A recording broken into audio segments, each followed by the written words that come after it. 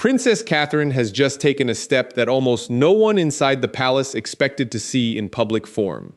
Reports are circulating that Camilla was caught speaking to Princess Charlotte in a way that crossed every quiet boundary the family pretends still exists, and Catherine's response was not soft, not delayed, and not left to aids. She moved, fast, and the moment she did, the story stopped being about one sharp exchange and became something far heavier. What's wild about this isn't only the alleged bullying itself. It's what the reaction reveals about who still believes they can speak freely around the next generation and who has decided that era is finished. If you're new here and you care about the real power moves inside the monarchy rather than the polished statements, stay with me and hit subscribe, because these shifts rarely stay small for long. The surface version sounds almost ordinary at first. A private family setting. Adults and children present. Camilla, now queen consort, said something to Charlotte that several people later described as cold, corrective, and unnecessary. Not a joke that landed wrong, not a light remark about manners, something that made the room tighten. Charlotte is only 10. She has already lived through more public scrutiny than most adults ever will. Catherine, by every account that has filtered out, did not laugh it off or wait for a quieter moment. She intervened, directly, and then she followed that intervention with action that has left parts of the household recalculating. That is where this stops being a simple parenting story. In this family, almost nothing stays small for long. When the future queen consort draws a hard line in front of the current queen consort, the hierarchy itself is being tested in real time. Catherine is not just protecting her daughter, she is signaling that the old informal rules about who can correct, who can criticize, and who must stay silent no longer apply the way they once did. Think about the history sitting underneath this moment. Camilla entered the family under a cloud that never fully lifted. She spent years being treated as the outsider who survived by adapting, by staying useful, by never fully claiming the emotional center. Charles made her queen consort. The institution accepted the decision. The public largely moved on. But inside the private rooms, residual patterns remained. Older voices still felt entitled to speak with a certain sharpness toward the younger generation, especially the girls. Charlotte has always been watched more closely than her brothers for signs of attitude, independence, or what some still call spirit. That scrutiny never fully disappeared. Catherine has known it for years. She has absorbed it quietly while building her own public image of calm competence. This time, the quiet approach ended. The alleged comment itself has not been published word for word, and that absence is deliberate.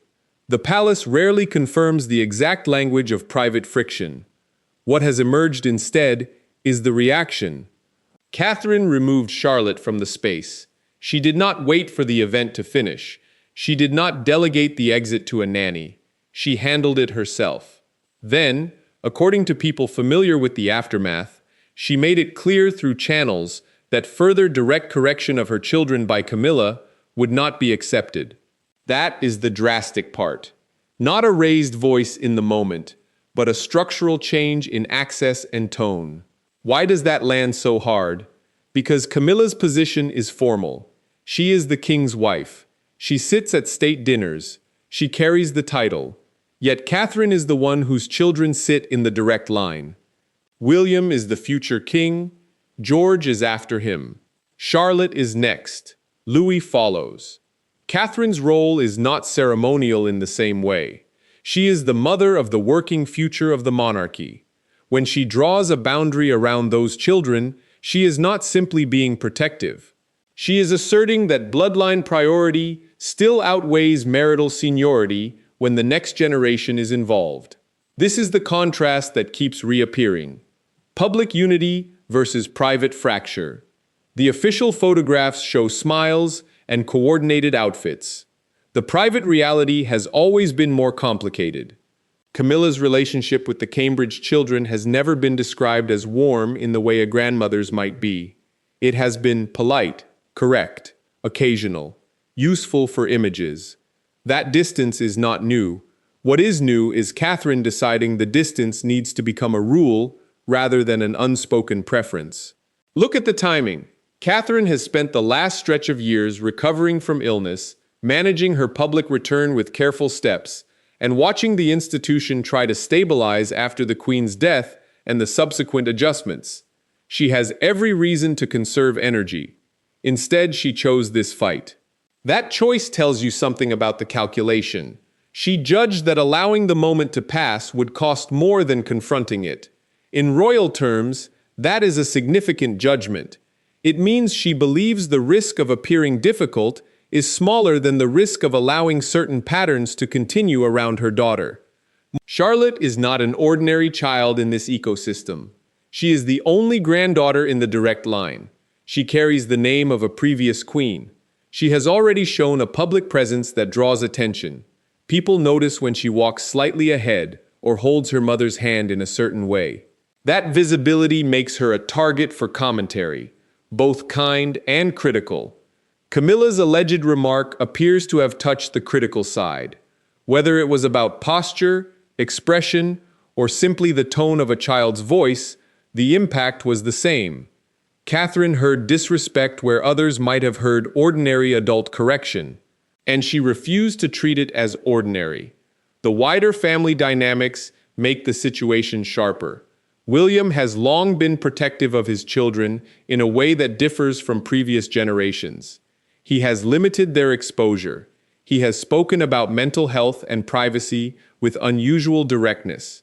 Catherine has matched that approach. Together they have built a quieter, more controlled environment than the one William grew up in. Camilla belongs to the older pattern. She comes from a world where children were expected to adapt to adult expectations without much negotiation. That clash of styles was always going to surface eventually. The fact that it surfaced over Charlotte rather than one of the boys is not accidental. Girls in this family have historically carried heavier expectations around demeanor and appearance. Catherine knows that history. She lived parts of it herself when she was the young wife learning the rules. Here is where the story gains another layer. Catherine's action was not only about one incident. It was about establishing precedent before the children grow older and the stakes rise further. George will one day be king. Charlotte will one day be a senior working royal with her own public profile. Louis will follow. If the current queen consort is allowed informal corrective power over them now, that power becomes harder to remove later. Catherine closed the door early. That is strategic as much as maternal. The ripple effects are already visible in the way certain stories are being managed. There has been no formal statement. There never is in these cases. Instead, the atmosphere shifts. Invitations are adjusted. Time spent in the same room is reduced. Conversations that used to happen casually now require more formality. People who work closely with both households notice the change in temperature. That is how palace power moves when it cannot move through headlines. It moves through access and tone. Some will say Catherine overreacted. That is the predictable counter-argument. Children need discipline. Adults in the family should be allowed to speak. A single sharp comment does not equal bullying. Those points can be made in ordinary families without consequence. This is not an ordinary family. Every interaction carries institutional weight. When the future queen consort publicly prioritizes her daughter's emotional safety over the comfort of the current queen consort, she is rewriting a small piece of the internal hierarchy. That rewrite matters more than the original comment. Consider what this says about legitimacy. Camilla's position rests on Charles's decision and the institution's acceptance of it. Catherine's position rests on marriage, motherhood, and the direct succession. In moments of quiet tension, those two foundations are tested against each other. Catherine is choosing to lean on the succession argument. She is saying, in effect, that the children of the future king are not subject to the same informal authority that previous generations accepted. That is a modern claim wrapped in an old structure. It is also a claim that aligns with how William and Catherine have tried to present themselves: more protective, more deliberate, less willing to sacrifice the next generation's well-being for the appearance of seamless family harmony. The emotional core is simple and sharp. A mother heard something that made her daughter smaller in the room. She refused to let it stand. In most families, that would be the end of the story. Here it becomes a referendum on respect, hierarchy, and who gets to define the atmosphere around the heirs. Catherine has decided she does. Camilla has been reminded that formal title does not automatically equal informal authority over the Cambridge children. This is not the first time Catherine has shown steel. She has navigated years of comparison, speculation, and pressure with a consistency that often looked effortless. It was never effortless. The difference now is that the steel is being applied inside the family rather than only against external noise. That shift changes the internal map. People who once assumed Catherine would always absorb and smooth over are adjusting their expectations. That adjustment is the real consequence. What happens next is deliberately unresolved. There will be public events where both women appear. There will be photographs that look normal. There may even be carefully managed moments of apparent warmth. None of that erases the boundary that was set. The boundary exists now. Charlotte will grow up knowing her mother drew it. William will support it because it matches the environment he has tried to create. Charles will almost certainly prefer the matter stay quiet. Camilla will adapt, as she has adapted before. But the adaptation will carry a new awareness. The informal license that once existed has been reduced. That is the deeper pattern. The monarchy is slowly transferring emotional and practical authority toward the generation that will actually carry it forward. Catherine's action is one visible piece of that transfer. It was triggered by a moment that felt like disrespect. It was executed as protection. It functions as a quiet reordering of who holds real influence over the children who matter most to the future of the institution. The public may never hear the exact words that were spoken. They do not need to. The reaction itself is the message. Catherine decided the cost of silence was higher than the cost of confrontation. In a family that has long prized silence as a form of loyalty, that decision is dramatic. It is also revealing. It shows that the next generation's guardians are no longer willing to treat every sharp adult comment as an internal matter that must be absorbed for the sake of appearance. Respect in this context is not abstract. It is measured in who is allowed to speak, who is expected to listen, and whose comfort is prioritized when those two collide. Catherine has made her measurement clear. Charlotte's dignity in the room outweighed Camilla's freedom to correct.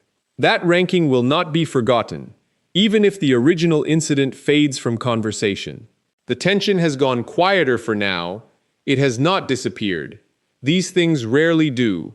They settle into the background and change the way people move around each other. The next time Camilla and Charlotte are in the same space, the adults will remember. The staff will remember. Catherine will remember most of all. And that memory is now part of the working architecture of the family. What do you make of Catherine's decision? Was this a necessary line drawn for a child's sake, or a risk that could complicate the already delicate balance at the top of the monarchy? The comments are open.